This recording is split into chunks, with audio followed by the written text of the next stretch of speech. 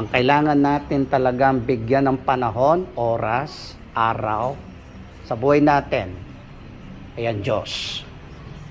Sapagkat ang Diyos lang ang makagagawa ng lahat ng kailangan natin. Ang Diyos lang makatutugon. Diyos lang may magagawa. Diyos lang ang nagmamahal sa atin. Diyos lang ang tunay na kakalinga. Diyos lang tunay na sa atin ay umiibig, nagmamalasakit. Diyos na tumutugon, tumatagpo sa lahat ng panalangin, kahilingan at request natin. Sa Diyos walang mahirap, sa Diyos walang imposible. Kapatid, tandaan mo to.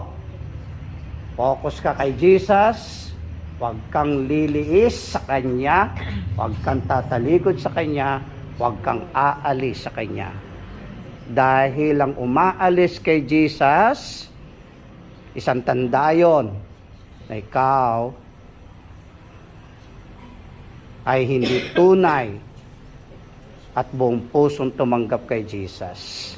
Ang tunay, kahit anong bagyo, kahit anong unos, kahit anong problema, kahit anong pagsubok, katulad kay Job, sila'y nananatili. Kaya kapatid, mahal ka ng Diyos, kailanman di kanya iiwan at kailanman di kanya pababayan. Mahal niya tayong lahat. Pangako ng Diyos, saan man tayo naroon, na induro siya, sasamahan tayo, palalakasin tayo, patatatagin niya tayo. Lalo na ngayon, sa kapanahonang ito.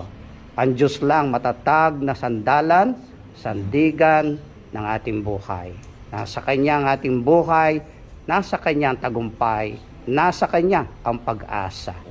Siya lang ang iisang pangalan binigay sa silong ng langit para sa ating kaligtasan. At kung tayo'y kikilala sa Kanya, hindi lang tayo maligtas, kundi magkakaroon tayo ng buhay na walang hanggan. At ang lahat ng tumanggap sa Kanya, hindi nakatulan, hindi na parurusahan. Mapapabilang tayo sa mga tunay na tatanggap ng pangako Niya na buhay na walang hanggan. And we believe with all our heart, someday, lahat ng pamilya natin, kikilala kay Jesus, maglilingkod din kay Jesus. At kung naniniwala ka, gagawin ng Diyos ito, magsabi ng malakas na Amen. And we are more than blessed po forever. Tapos na po tayo.